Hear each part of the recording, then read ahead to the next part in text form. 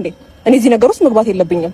ሄርሜላ ነገሩን እስካጣራ ድረስ ነገሩ ላይ አንቺ ማለሽበት ገባሽ? አብረሽኝ ዙሪያ ላይ እስከነበርሽ ድረስ አንቺም ነገሩ ላይ ያለሽ።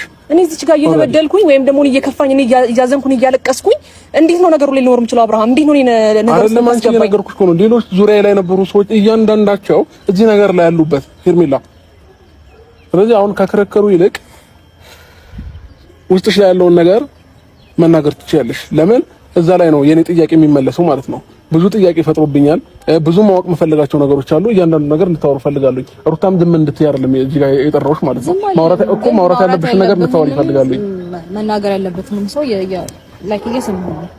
ስለዚህ መስማት ብቻ ማለት ክርክር ውስጥ መግባት ስለማልፈልግ ነው። ማስረዳት ያለብኝን መናገር ያለብኝን ነገር በሙሉ እነግርሃለሁ። ኢትስ ኦኬ።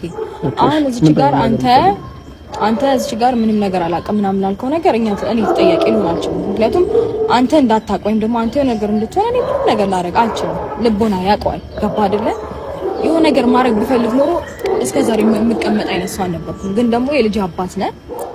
ከፉም ጥሩም ደግም አሳልፈናል። ሶ አንተ እንድትወድቅ አንተ የሆነ ነገር እንድትሆን በታሪክ ላደርግ የማልችል ሰው እንደሆንኩኝ ልቦና በደንብ ጠቅሞኛል። በደንብ ሜቢ ብዙ ሰዎች ብዙ ነገር ሊሉክ ይችላሉ። እንደዚህ ተፈጥሮ ነበረን፣ እሷ እንደዚህ ናት፣ እሱ እንደዚህ ነው ምናምን ሊሉ ይችላሉ።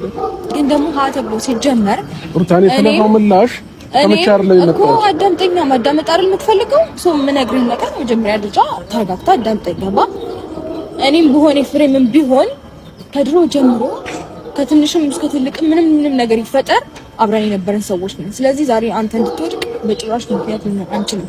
አንተን እንድትታመም ወይም ደግሞ ሌሎች ሰዎች አንተ ስለኛ ኢሜጅ እንድታረግ የሚፈጥሩብህ ነገር እኛ እንደዚህ አይነት ሰዎች ልንሆን አንችልም። ገባ? ልብህ ጠንቅቆ ስለሚያውቀው ማለት ነው።